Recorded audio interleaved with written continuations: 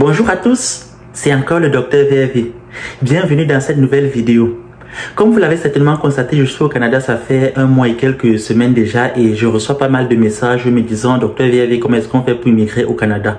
Et ça tombe bien, comme j'ai un peu de temps et que je suis en congé, j'ai préféré faire cette vidéo pour vous répondre une fois à tous. Déjà de prime abord, vous devez savoir que je ne suis pas un agent d'immigration, donc je ne fais pas des procédures d'immigration, mais je peux vous donner la procédure, comment vous pouvez faire pour immigrer au Canada. Pour immigrer au Canada, vous n'avez pas forcément besoin d'une agence d'immigration. Vous pouvez suivre la procédure de vous-même du début jusqu'à la fin.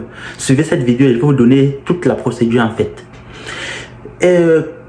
Entre vous-même et une agence d'immigration, c'est un peu comme si vous aviez une ampoule à changer et vous pouvez soit changer cette ampoule vous-même ou alors appeler un professionnel pour le faire. Sauf que si vous décidez de changer l'ampoule par vous-même, vous aurez juste à payer le prix pour l'ampoule.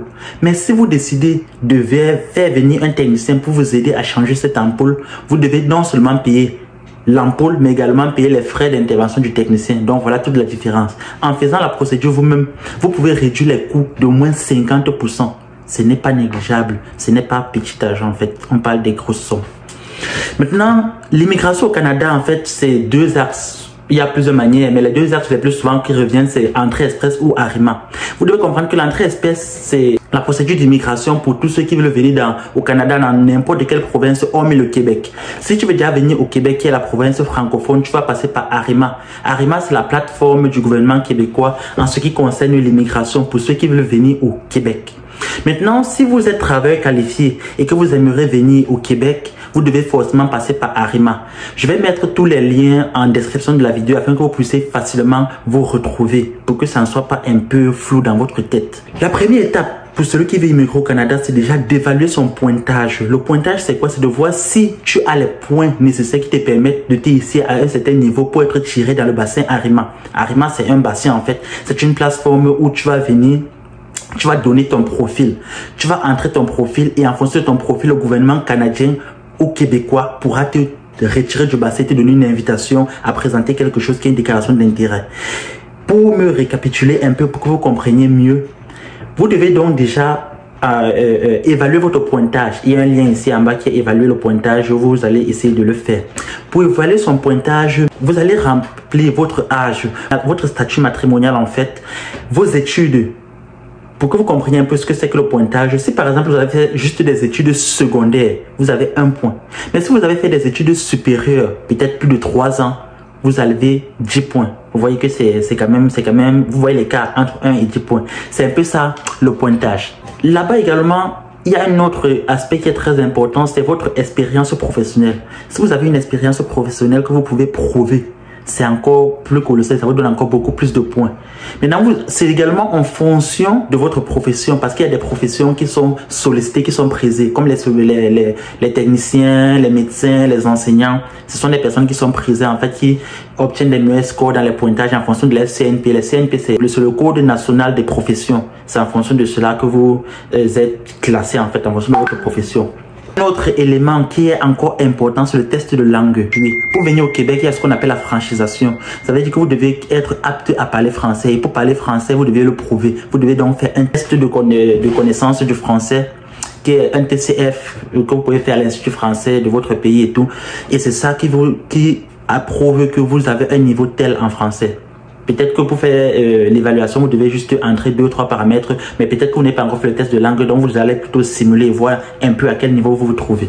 Une fois que vous avez fait votre pointage et que vous avez vu que vous avez un nombre de points acceptable, vous passez au deuxième élément qui est la déclaration d'intérêt.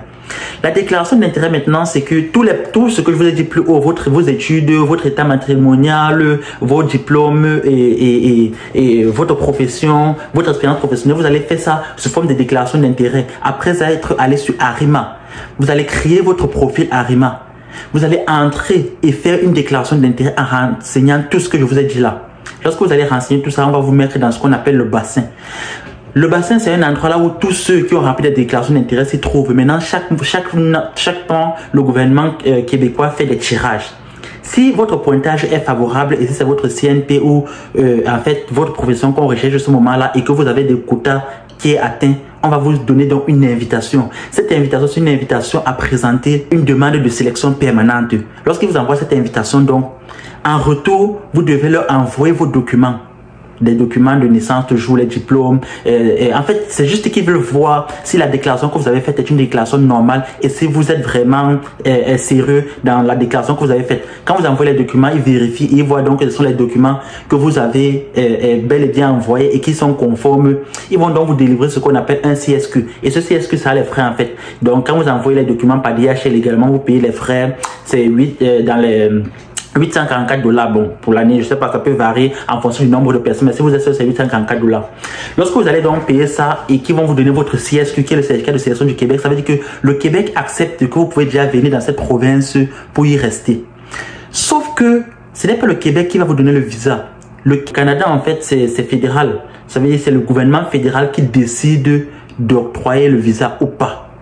Mais avec ceci, est-ce que vous avez déjà un avantage? Lorsque vous allez vous rendre au niveau du fédéral, vous allez également aller sur un autre portail maintenant qui est le portail de résidence permanente. Votre CSQ que le gouvernement du Québec vous a donné est valable pour 2 ans. Donc vous avez 2 ans pour faire une demande de résidence permanente.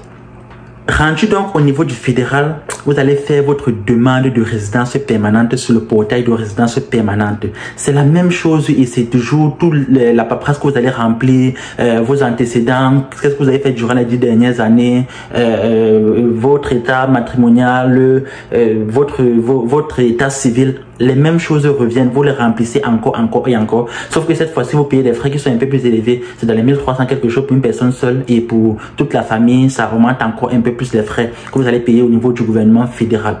Là-bas également, vous pouvez avoir le choix soit de faire une demande de résidence permanente ou alors si le gouvernement québécois vous l'a notifié, vous pouvez également postuler pour un permis de travail ouvert qui est beaucoup moins cher que postuler pour la résidence permanente. La résidence permanente pour une personne seule, c'est les 1300 alors que le permis de travail c'est de 255 $. Vous voyez que on parle ici toujours en dollars canadiens, c'est carrément moins cher. Lorsque vous avez postulé pour l'un ou l'autre et que le gouvernement maintenant fédéral va se rendre compte que votre renseignement est juste et est normal, directement, que vous avez payé les frais, vous allez faire ce qu'on appelle la biométrie.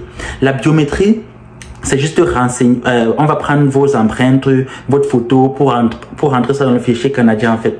C'est pour vous identifier toujours, c'est ça la biométrie. Après la biométrie, vous allez attendre le traitement de votre dossier. Lorsqu'on va traiter votre dossier et qu'on va se rendre compte que vous êtes en ballotage favorable, on va vous envoyer une autre correspondance électronique pour vous demander cette fois-là de faire la visite médicale.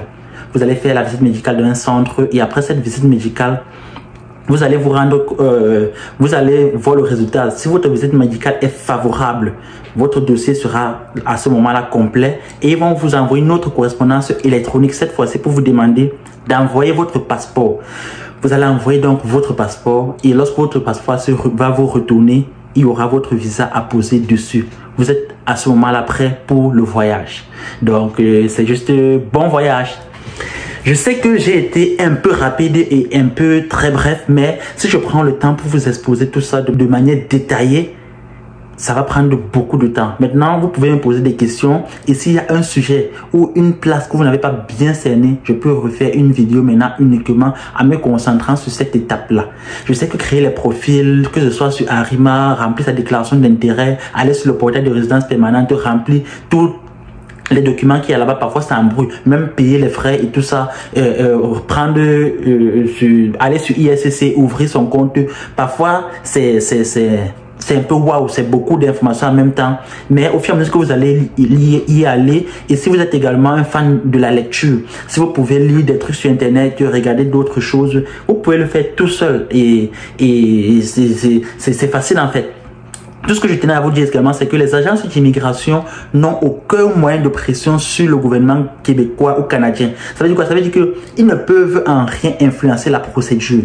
La procédure, elle suit son cours de manière normale, que vous le fassiez vous-même ou que ce soit l'agence d'immigration qui le fasse à votre place.